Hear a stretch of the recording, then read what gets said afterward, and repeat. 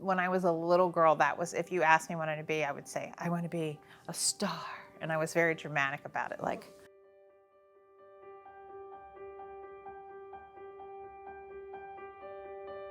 when I started at Webster, I was interested in theater, but I think I realized that I really had a broader interest than just theater. I liked television and writing and all those things. So Webster was a great place to kind of explore all that, so I moved to communications pretty early on. And then once I graduated, I realized that I really like helping people and getting to know people's stories, and it just kind of stuck with me all these years. My grandmother, she was a person that always was helping people, and I think I just thought that was the coolest thing as a kid, and so I've always tried to emulate my grandmother in that way.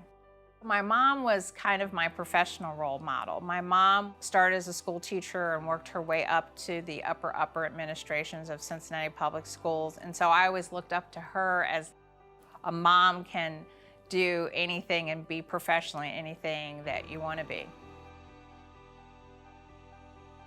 My job at Burroughs is very much kind of the service to others on one end and education on the other end. I teach health, and then I also work in the counseling department where I work with kids on emotional issues, anxiety, depression, eating disorders, all of the above. I'm on 3 boards currently, all working boards. I just feel like we have a duty to share our resources if we can, and something small could make a big difference in someone's life.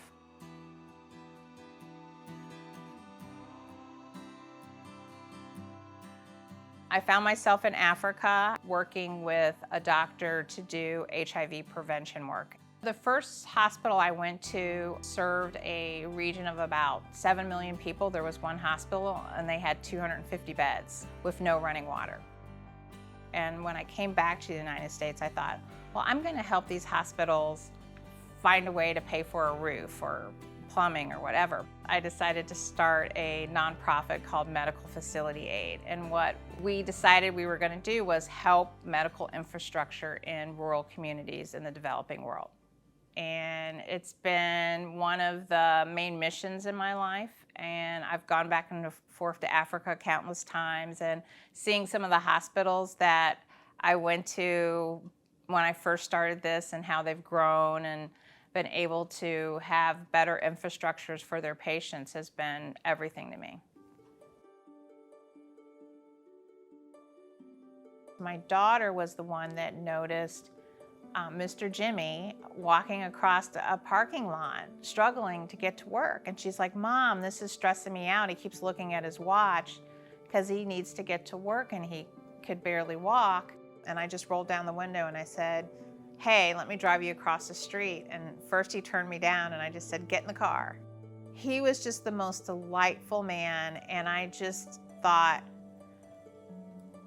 he needs help.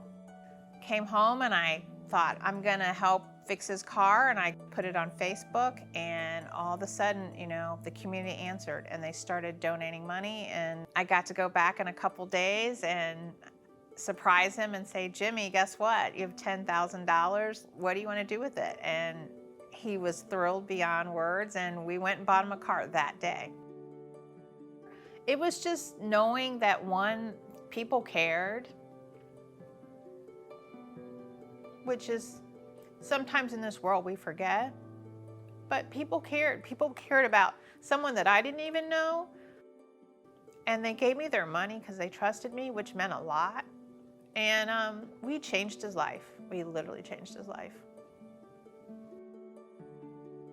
I think I kind of see the world as, if you can help someone, help someone. So I'm really surprised to be honored for that, but I am thrilled about it all at the same time. It makes me feel like what I've done matters.